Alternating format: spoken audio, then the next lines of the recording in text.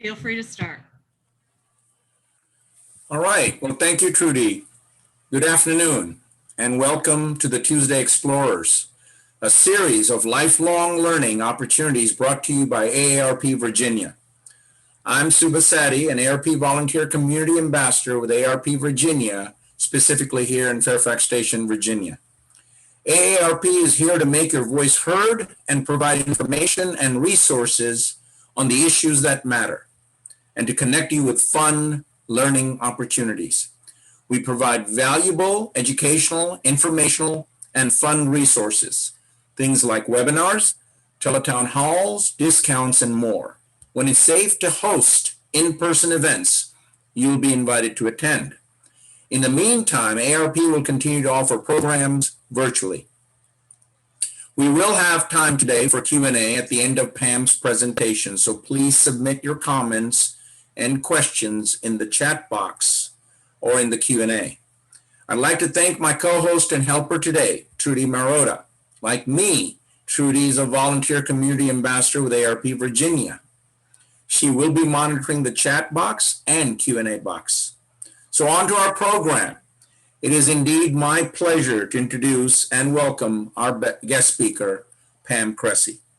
Pam Cressey was the Alexandria City archaeologist for 35 years and has been an adjunct member of the George Washington University Anthropology and American Studies Department since the 1970s. She received her PhD in anthropology from the University of Iowa. She lives in Mason Neck, where she volunteers for Mason Neck State Park, the Lorton Community Action Center Food Pantry, where I volunteer with her, and tutors students to expand literacy. Today, Pam shares part 2 of the story she started telling us last week. She'll continue sharing her 35 years of rediscovering African-American sites through her lens of community archaeology. If you missed last week's program, you can view it on our YouTube channel, and we'll send you a link to it in the follow-up email later today. But for now, on to part 2. So please give a warm virtual welcome to Pam. Pam, the screen is yours. Thank you, Suba. Good afternoon and good morning to everyone across the coasts. Happy to be here with you today and do part 2. I gave this talk originally earlier this year as one long presentation, but I'm sure you'll be grateful that it was broken up into 2 pieces because it can get a little long. I started this presentation because of conversations I had with my longtime friend, Dr. Suzanne Palick, as we chatted together during COVID across the miles between New Jersey and Virginia, as we reflected on all of the activities last year and as we lived in our little individual bunkers. And as I did this, I began to reframe my past, as perhaps many of you are in AARP, and also combining with all of these issues. I'm turning 75 this year, and I guess 3/4 of the century sort of deserves a bit of referring back onto your past and what it really means. And so I put this talk together as that reframing of my life and what I witnessed in Alexandria, as well as putting it in a contemporary context. So thanks for joining us today. And I want to talk to you about Alexandria, Virginia's very special way of looking at history, of preserving history that goes back to the mid-1940s and even before that in terms of architectural preservation, and how the idea of being conscious of the past can produce a sense of conscience, both individually and collectively within this community, and what it's produced without using those particular terms over the last 40 years, more than 40 years, is a historical justice in Alexandria. So just very quickly, I'm going to review last week's talk for those of you that weren't here, or if you're like me, you can't really remember from week to week. This is Alexandria in the 1850s, originally carved into the original District of Columbia, but retroceded to Virginia right before the Civil War. And we still are right across the Potomac River from Washington, D.C., just a couple of metro stops away if you come into the National Capital area. In Alexandria, I found that my own values through my grandparents who were moved to California from England and Iowa, looking for new opportunities, bringing a few objects, not many, and my parents' stories and my grandparents' stories of hardship and struggle as they began a new life in Southern California with Victorian values or Midwest Iowa values and producing kind of California kids, and what the stories that my parents told me produced really a sense. My father didn't use the term social justice, but in fact actually taught me that I was very privileged to attend college, and that what I did with my college education should add and contribute to others, and never to think I was above anyone else, to always look for equality. So as I came to Alexandria and I saw a sign that said most historic town in America, I thought, well, that may be not totally true, but I love this attitude. And Alexandrians taught me things that I did not learn in school. And one of the things that I became aware of as an archaeologist, a public archaeologist, working constantly with the public as visitors, as volunteers, as students, as people coming into our museum, is that if you are conscious of something, then you're awake, you're aware, you realize it, we know it, we understand it. And this is really individual to us, internal to us. I'm awake this morning, or I realize this.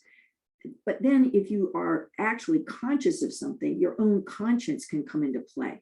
That's an internal awareness, knowing right from wrong, a moral sense, an obligation to do the right thing, even a sense of guilt or remorse or of wrong. And this is what the individual has a sense of inside themselves, but it's based on collective moral standards.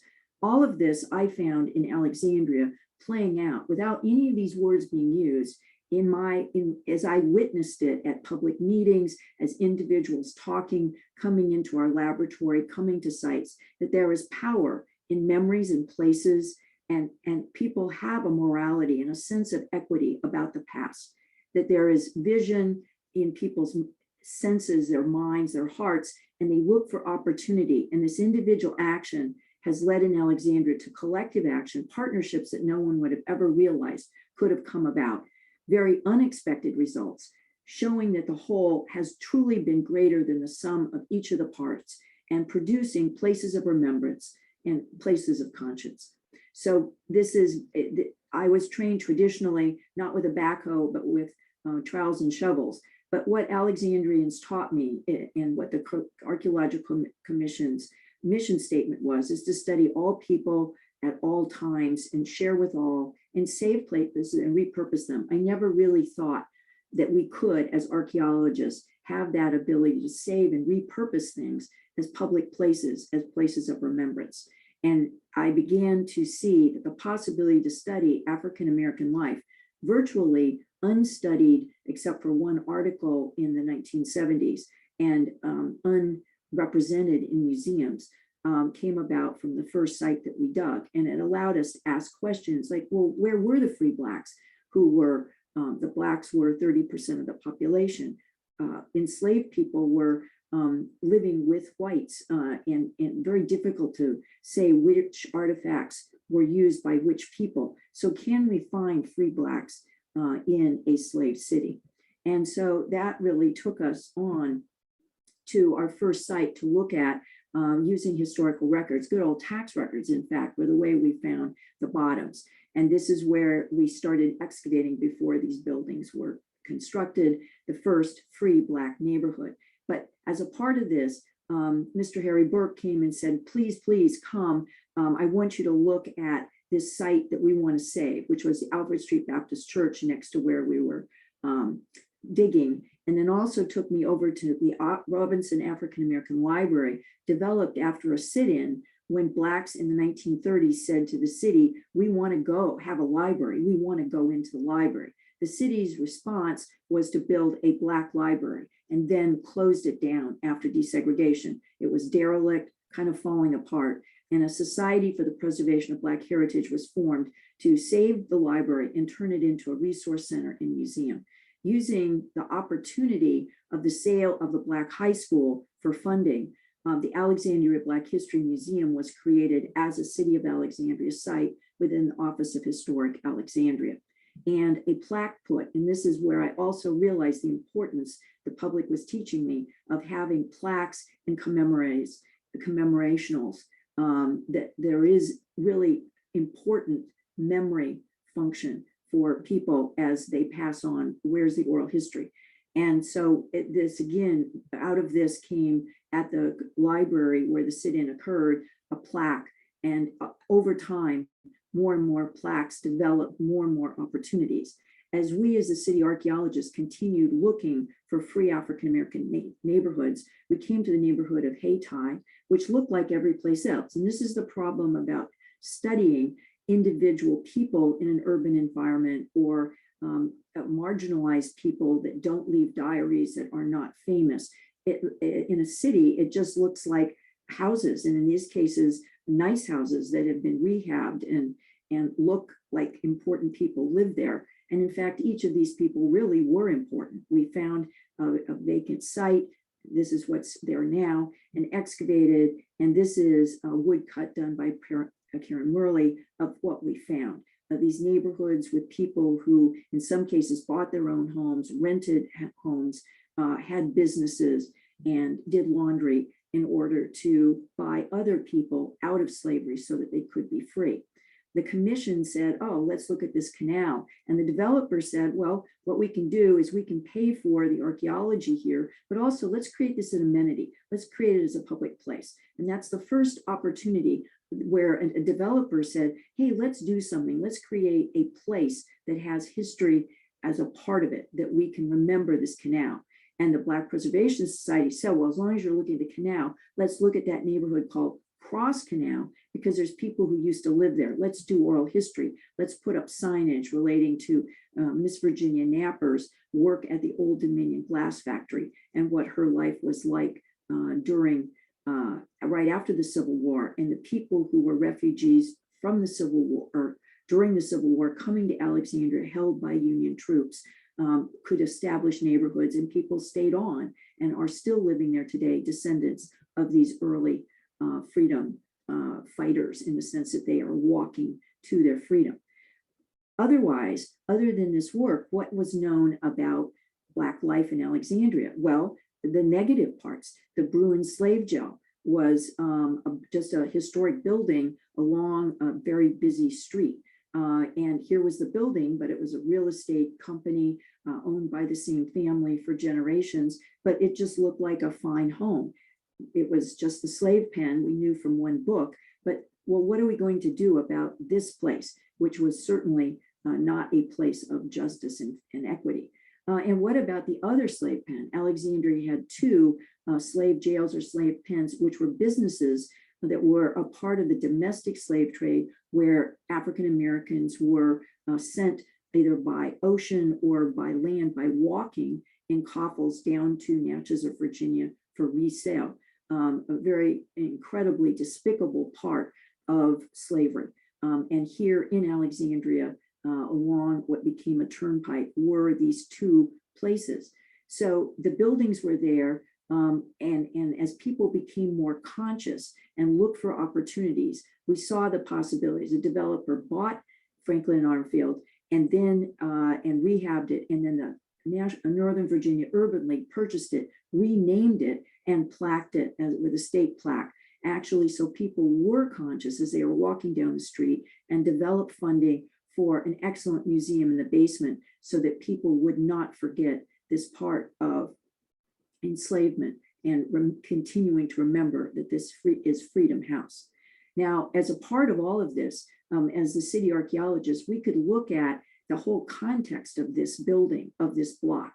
And we discovered that by looking at Civil War maps, that the federal government, the US military, had created an African-American hospital, perhaps the first, maybe one of the very few during the Civil War, created for the Contraband, which refugees were originally called, and later freedmen, but primarily for the US colored troop, the USCT, who were serving in the US military in the mid and later part of the Civil War. And we looked at the standing structures. The blue building was once a part of the hospital and surgery. Plaques went up, the community, the citizens got involved, people who owned properties. We were able to do some archaeological work, Fran Bromberg, Stephen Shepard, looking for actually the post holes in the ground of where the barracks were made for the Contraband, and how Miss Julia Wilbur had advocated so strongly as a Quaker woman coming to Alexandria from New York to make sure that the African Americans could live with better health, better education, better housing. And she lobbied to have housing made for these people on this block. Again, you would not know it in an urban environment.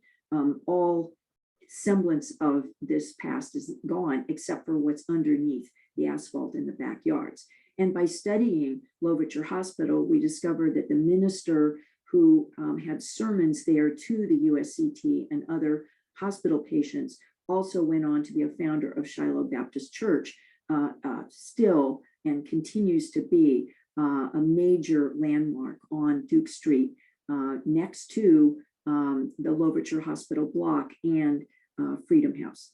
And from this, and Shiloh Baptist Church developing a senior center, opportunity for another plaque went up to be able to talk about this block, one of the most significant in Alexandria, where it not only enslaved people and sent them south, but also was a road to freedom and service by being in the USCT and going on to establish churches and other forms of leadership in the Black community.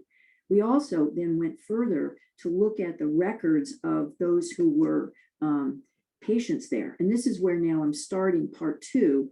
And I hope that is a quick review for all of you to get you up to where we were as the city archaeologists and historians in Alexandria coming up into the 1990s, as we examined this whole block and studied more about the patients at Louverture Hospital. The records were still at the National Archives. At that time, they had not been digitized, so we were able, students from George Washington University and volunteers were able to put their hands on these records, photograph them, transcribe them, and we could find about each of these people, the reasons why they were ill, the percentage who died, and also look at all of the soldiers in the US colored troop, USCT, that died, and follow them through to find that, in fact, they were buried in Alexandria National Cemetery, which many people don't think of because Arlington National Cemetery, of course,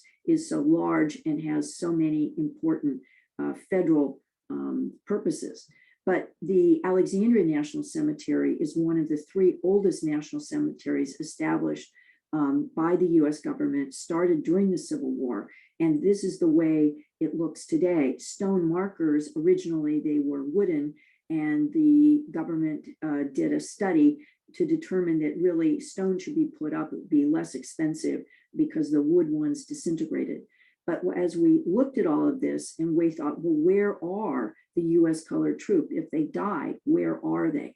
And that's where we were able to find a US colored troop section there, where actually some of these stones, not the original burial wooden placards, but the stone ones that were put in later that say, some of them do say USCT. So we were able to find that more than 200 of the people who served in the US colored troop were buried in Alexandria National Cemetery. We had not been aware of this before, and we're still looking for the opportunity for some kind of signage there that would point people in that direction. And as a part of that, as we looked at where Alexandria National Cemetery is located on Huff's Run, we looked across when another city agency called us and said, say, what's over in all of this derelict area by railroad tracks?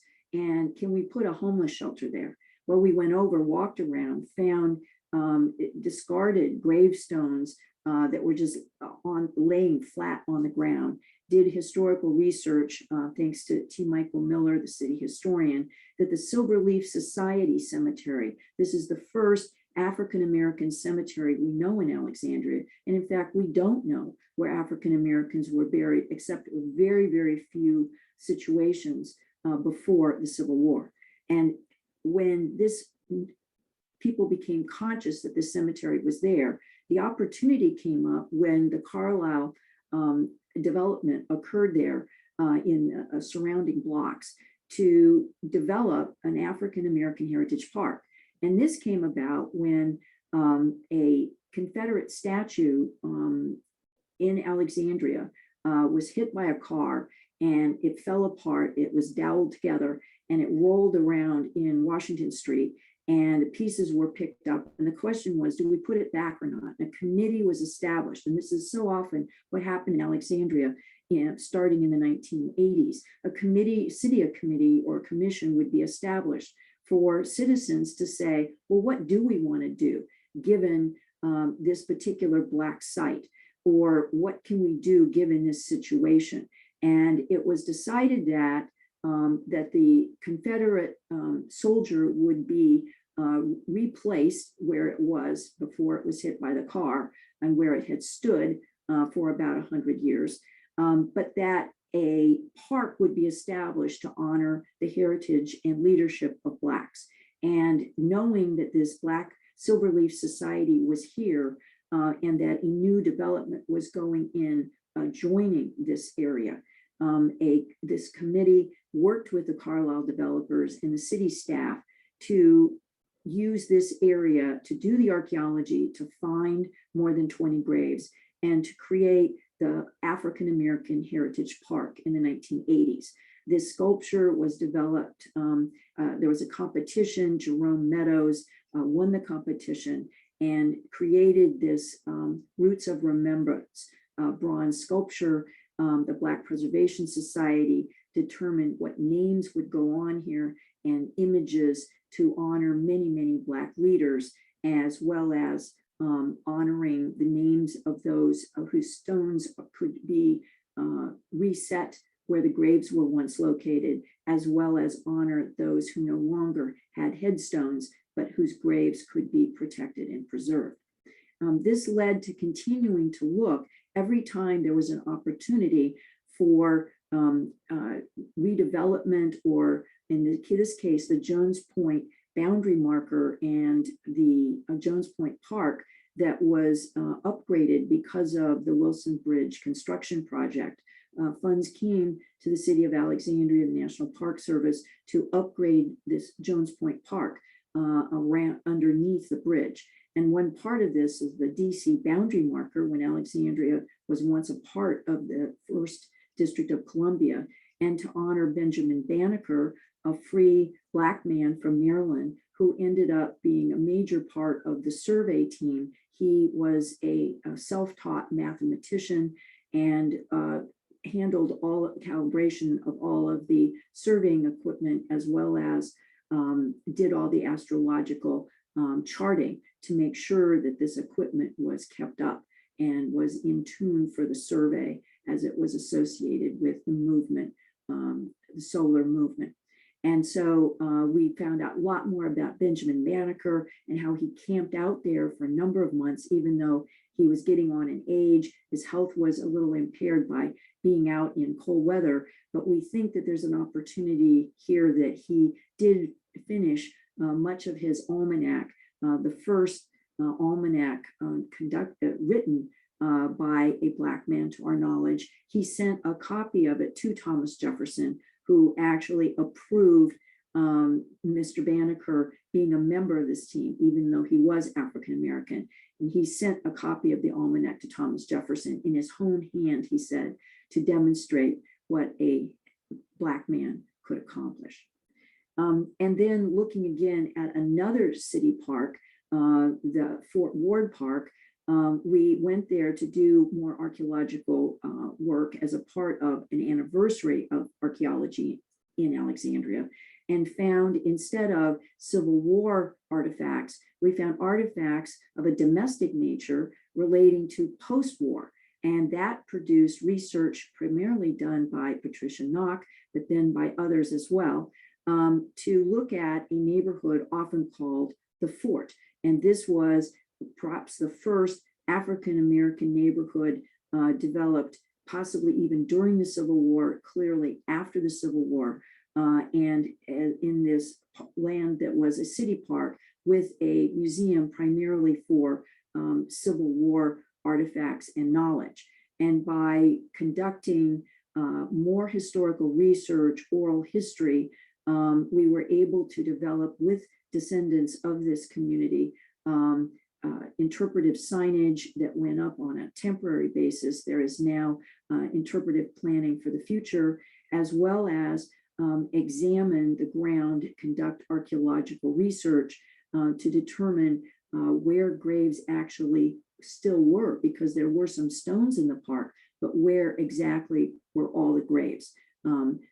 City equipment was moved out from areas that could be graveyards, and the connection to the Oakland Baptist Church and the members of that church as being a part of this African-American community in what is called Alexandria's West End, as a part of the major development of community, of religion, of agriculture, and how the Oakland Baptist Church still stands as, again, another landmark to these early individuals who gained their freedom and came to Alexandria to assert their freedom.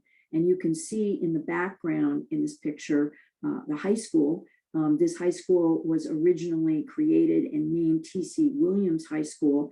It was decided this was the technique to deal with desegregation in the mid-1960s. And a Black community neighborhood was eliminated in order to build this school that would bring high school students from the Black school and from the white school into one place. And this is often, people do remember the Titans and the movie that was made about the athletic team that brought whites and Blacks together. But what we were able to find out by conducting oral history and listening to those who had collected it, putting this online, is that this Black community had a major connection to education, to the growth of Alexandria, and to increasing freedom and opportunity for African Americans by finding out the people who founded this area, who actually gave their land, put up their money to create Black schools when Black schools were not provided in Virginia, and then create more and more schools. We were able to find out how all of this evolved, that we would have never known without the memories of people that could then be additional photographs provided by the relatives who still had them. And again, more signage went up again at Fort Ward. So this brings us to now the longest story I have to tell you today, which is about Contrabands and Freedmen Cemetery. And this is an interesting story that transpired over about 30 years. But let me just tell you briefly about the beginnings of it. And this is a sign that was is at this cemetery memorial now. But if you take a look at the middle photograph, you will see a gas station. And it's this gas station that stood on the site that everybody just knew this as the mobile gas station, the last place to get gas before you got on the GW Parkway to go to Mount Vernon. And T. Michael Miller, our city historian, called me one morning while I was reading the Washington Post, and he said, I've just read the Washington Post, and this is the most incredible article. I said, I've been reading it. I haven't seen anything that particularly interesting historical. He said, no, I've been reading microfilm this morning from the 1890s. And a reporter said that there is a quote unquote defunct colored cemetery on on this location. And I said, oh, how do you know it's there? And he said, well, it's across from the Catholic Church and near a brick factory. And if you look at the photograph up above that, you will see a kind of a mound of soil and then some wagons and horses that are there to pull it. This was the brick factory that was established after the war right across the street from this cemetery that was actually laid out by the US military for graves specifically for African Americans. And this came about a couple of years into the Civil War when more and more African Americans were fleeing to Alexandria as a place of safety from all places in Virginia, even as far away as Petersburg and Lynchburg, which are down south more in the center of the state. And that was a very long walk that had to be done in the middle of the night. We couldn't just even walk on roads because you're actually moving through Confederate territory where you could be enslaved again. And they kept moving through word of mouth up to Alexandria, which was held by the US Army to be free, or at least have a semblance of freedom. They actually lived without any legal status for many years there. And as we looked at this site, this block, it hung out over the Beltway 495 had been cut into when the Beltway was created in the 1960s. There was a church street that ran along that was a part of the ramp off of 495 onto Washington Street. It was basically encircled by roads and the Beltway and had a gas station and an office building that you see in the bottom photograph and a lot of asphalt. And Mike said to me, oh, what a shame that there's all this development. I guess the graves are gone. But I'd already been an urban archaeologist for a few decades at that point. And I said, you know, Mike, asphalt is sometimes the best preservative for archaeology. And in fact, that tended to be the case. But what could we do? It was privately owned. It was not designated a cemetery. We couldn't find anything in the deed references that indicated it was a cemetery. What we did find is that the land was taken by the federal government and no compensation to its owners. And then after the Civil War, by 1869, the federal government left and there was no upkeep by the government. The only upkeep would have been by descendants of those who were buried there or others who took it upon themselves to maintain the cemetery for we're not sure how long. We could only find one gentleman that even had any memory of going there. Otherwise, descendant families didn't have a memory of burials occurring there. Well, how did we know that there were descendants? Well, it's because someone else, a major researcher of cemeteries, Wes Pippinger, who did this in his free time at nights and weekends, found what is we call the Gladwin record, a log of everyone buried at this cemetery, kept by Reverend Gladwin, who was the superintendent of Contraband. Many, many stories that have come about from research, Julia Wilbur's diaries, and you can read about them. I have a source for you on that. Harriet Jacobs, African-American woman who escaped slavery, who wrote about her memories of coming here, working to educate the freedmen who were refugees here. But this particular site has to do with those that actually passed on due to disease, due to malnutrition, due to the living conditions, and oftentimes due to not being vaccinated for smallpox. There were vaccines available at the time, but apparently must not have gotten to the refugees because they did die of smallpox as well as influenza, other respiratory diseases. We know the ages of people when they died, who their next of kin were, and oftentimes even where they died in town, allowing us to create a map, essentially, of African-American neighborhoods during the war and where people had passed on. We saw more than 1,000 names in this record, and we began, first of all, one woman, Miss Lily Finkley, you see her down here in this photograph, and Miss Louise Massoud, but Miss Lilly read in the newspaper one day that the U.S. Federal Highway Administration was going to upgrade the Wilson Bridge, widen it, create actually a new bridge, and we're going to purchase the mobile gas station to store equipment on, and then return it to the private sector after they finish the bridge project some years later. And Miss Lilly looked at that, newly retired, and said, I don't think that's right. And so she became conscious of it.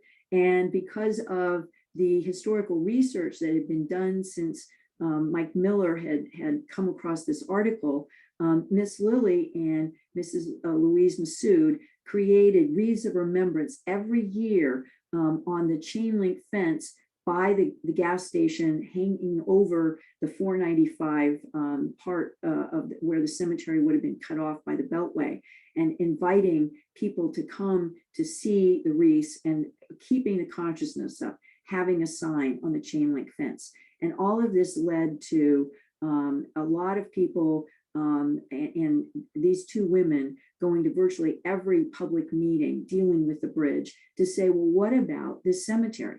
What are you going to do? You can't just park equipment on it. Now, the federal government already took this land and then walked away from it, and it became a gas station. Can't you do something to protect this? Over time, there became such a tremendous partnership of people in Alexandria that the city council did formally ask the highway administration for funds to purchase the site and to build a memorial. And as a part of that, Ruth Reeder, our archaeological educator, worked with more than 1,000 students to create these bags of remembrance. And so when in fact all the buildings had been taken down and before the archaeology started to find all the graves, every bag with a person's name who would have been buried here had their names and the decorations by the students and any poem or words they wanted to do, and they were all illuminated. Then we continued to do the archaeological research, never excavating the graves, but rather coming down on, you can see the soil remains of the coffins.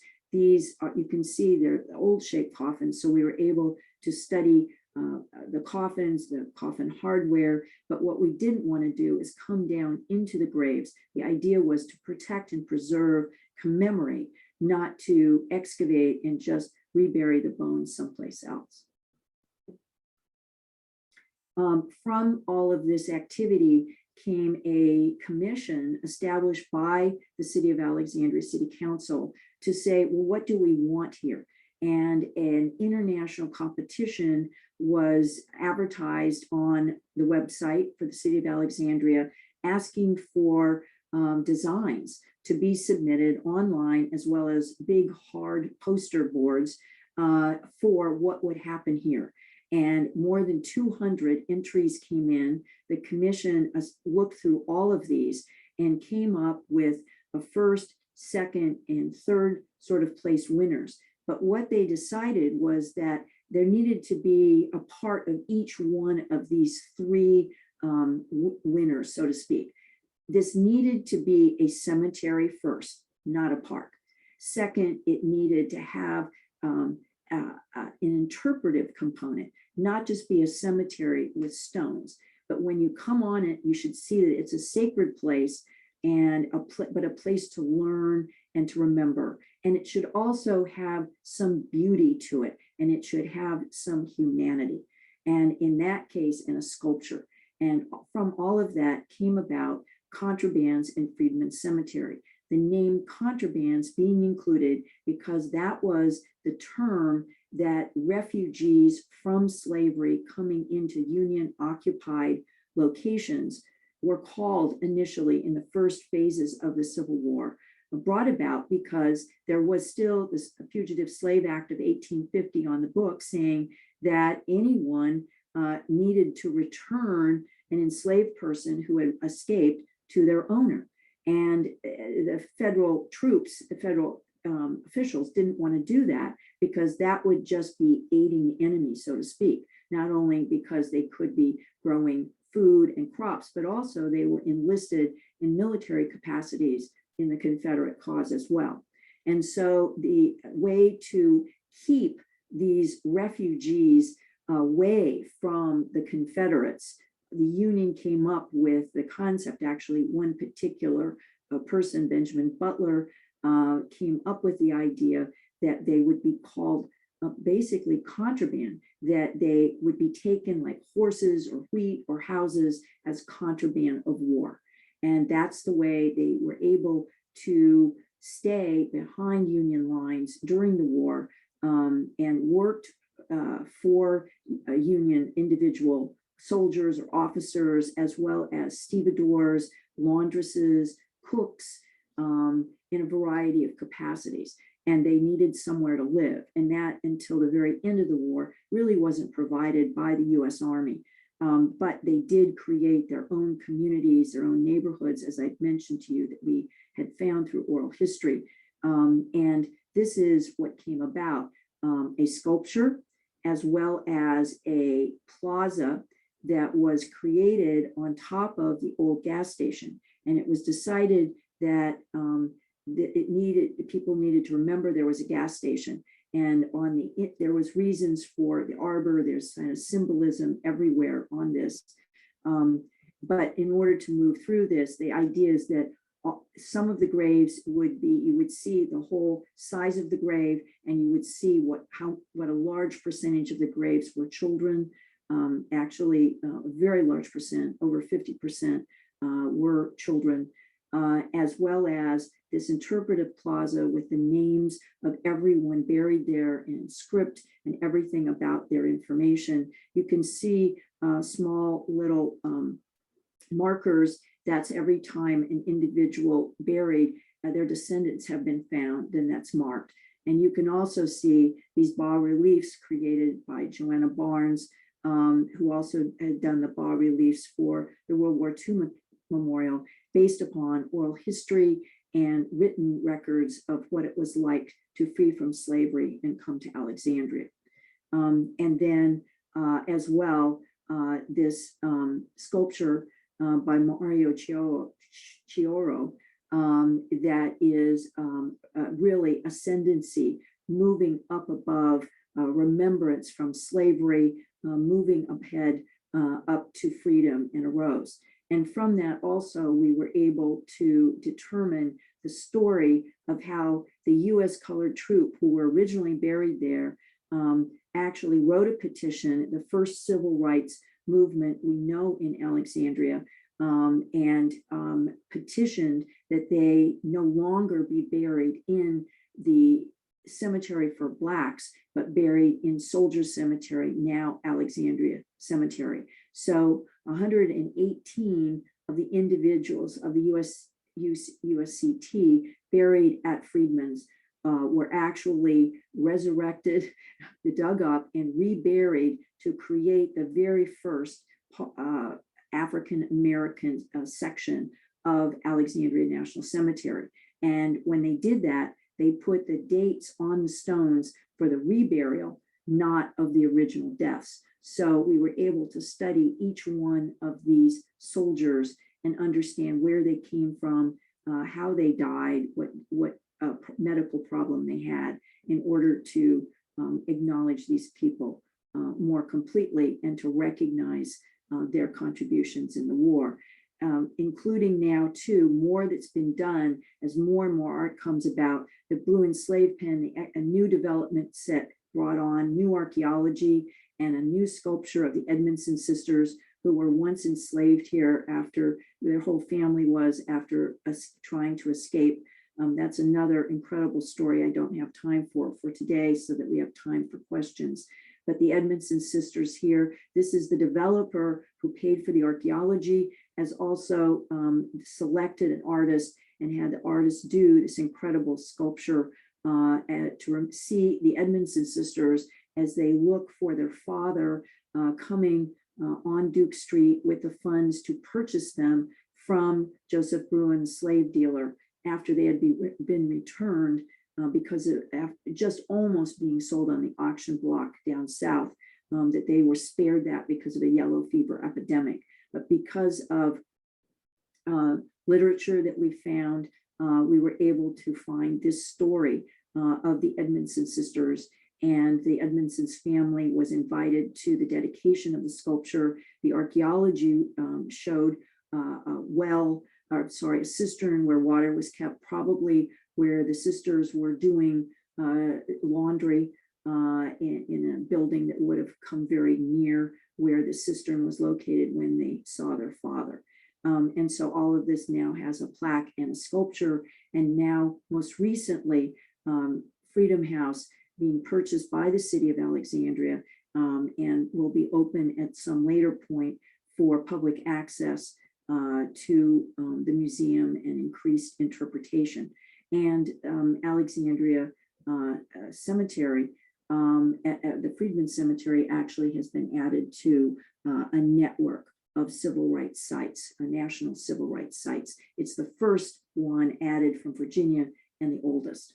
So these are questions to ponder as we go through our life. Am I aware of the landscape around me and the stories that it may hold? What do I really know about the past reality, not just kind of the stories or myths that are put out there very easily and have been around for years? What was the experience of enslavement? How did people really gain their freedom? Were they free, and what did they do with their freedom? What courageous acts occurred? Where are sites of conscience in your community?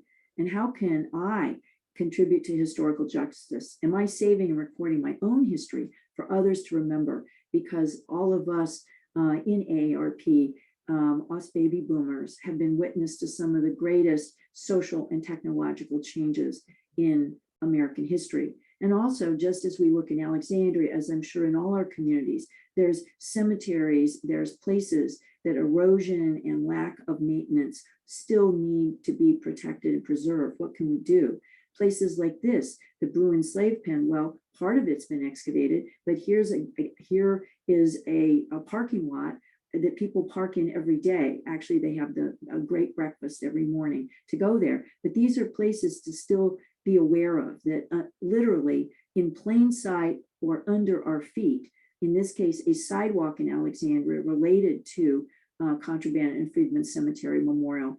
Actually, it was in the sidewalk where more graves have been found and marked, and probably the graves even continue into the streets. Where is all of this? So this is a bibliography of things that you can read about Alexandria. I want to really bring out Paula Tarnopol-Whitaker's wonderful book on Julia Wilbur, and all of the things on the City of Alexandria website, bibliographies done by all kinds of authors and contractors for archaeological sites, the memorial itself, the fort community, many, many things. And you can see all of the different places down here at the bottom of the screen that you can check. And I believe these have been sent to you or will be sent to you in the future. So as the sculpture has this inscription at the bottom, to me, this is one of the most potent words I have read in my research and study of this period and as this subject. And again, this is Miss Harriet Jacobs, as she writes, as an educator in Alexandria and an enslaved woman who had to live in the garret of other enslaved people for years to hide her master before she could run away. I am thankful there is a beginning. I am full of hope for the future. A power mightier than man is guiding this revolution. And though justice moves slowly, it will come at last. The American people will outlive this mean prejudice against complexion. And she wrote that towards the end of the war. And so I think the pursuit of justice continues, and I hope you will join me in sort of looking at your own stories, your own past, and passing them on to your family and to your community. Thank you very much.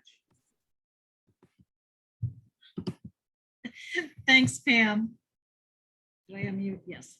I only have one question in the chat box at this point, and that is a question about using ground penetrating sonar to see voids where graves may have been in some of these areas that we either you all can get to or maybe cannot get to? Yes. There's lots of different techniques that can be used to identify graves, and they're getting better. Remote sensing, ground penetrating radar, there's a variety of methods, and archaeologists use them frequently.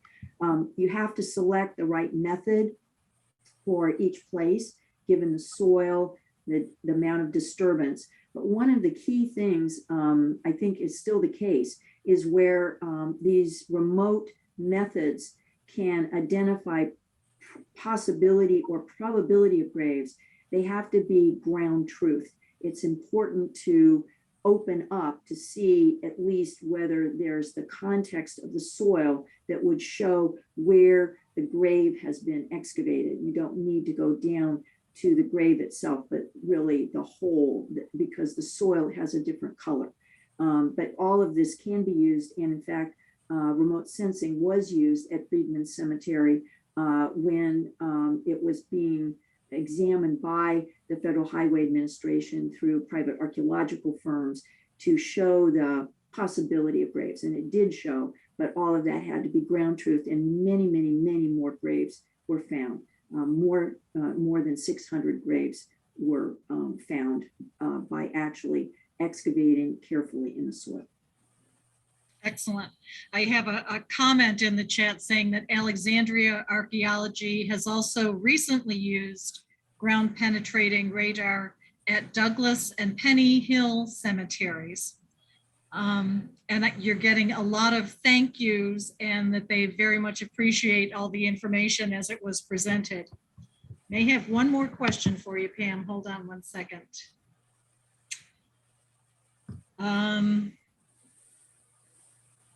Okay. There's been a lot of maritime archaeology in the city. Any quick insights as to those connections?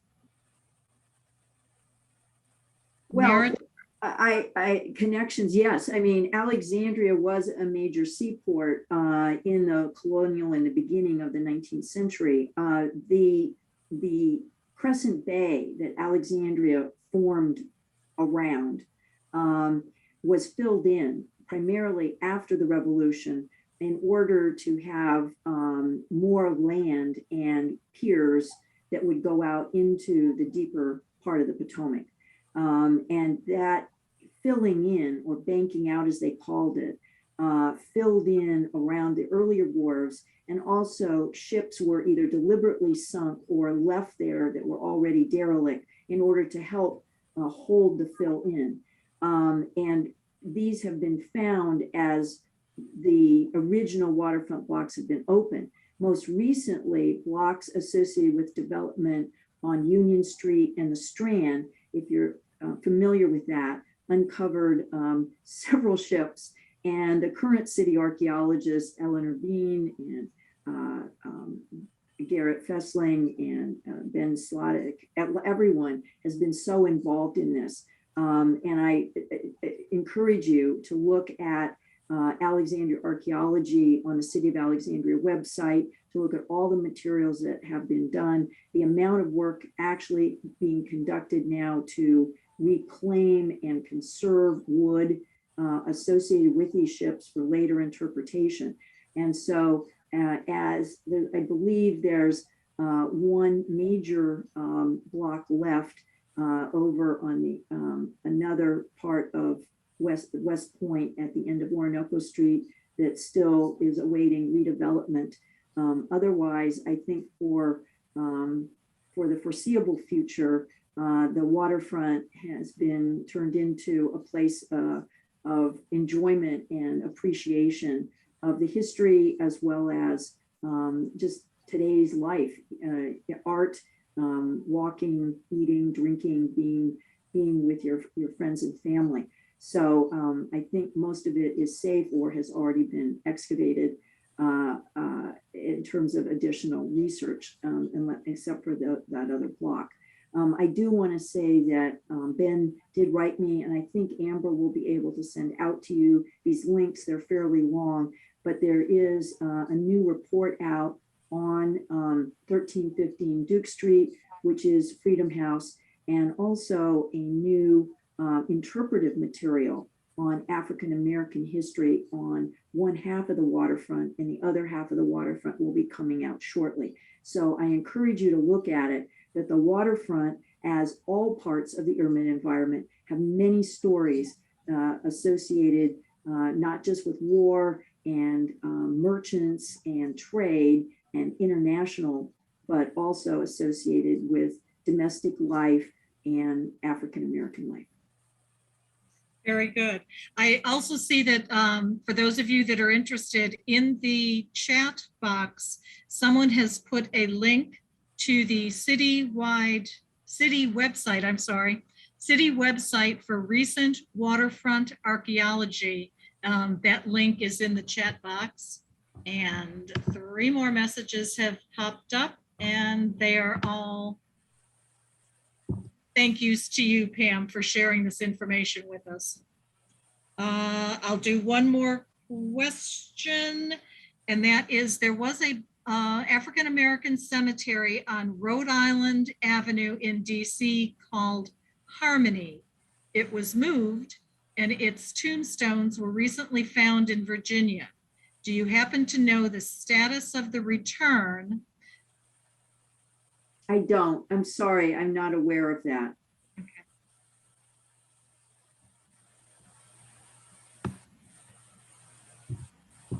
Again, many thank yous to you, and a couple of reference points are in the chat box as well.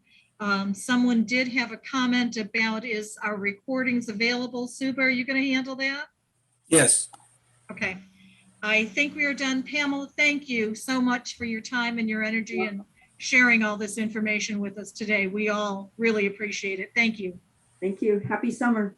All right. So a couple of parting words. So as Trudy said, on behalf of ARP Virginia, I'd like to thank again our guest speaker and my good friend Pam for sharing her valuable time and wonderful insights with us. So for the out of town folks, yes, I hope I saw some comments that you'd want to visit Alexandria. Yeah, great place to visit. I have discovered some of those places Pam has talked about. My wife and I went on a walk, so you get to exercise and learn at the same time. So it's a great thing to learn history. But now we'd love to get your feedback on today's program and ideas for future programs. In the chat box, you'll see a link to a survey that Raven from ARP is putting on there right now. Please click on the link and take a few moments to share your feedback with us. We'll also send this link in a follow-up email later today. We hope you have enjoyed this season of Tuesday Explorers. We're going on a brief hiatus for the remaining weeks of summer, but we plan to be back in the fall with more Tuesday Explorer programs. As always, the best way to stay informed about our events is to visit our online event calendar. The website is www.aarp.org/virtual VA. So let me spell that out for you. AARP as in Paul .org/VIRT as in Tom UALVA. So until next time, stay curious and keep exploring. Bye-bye, folks.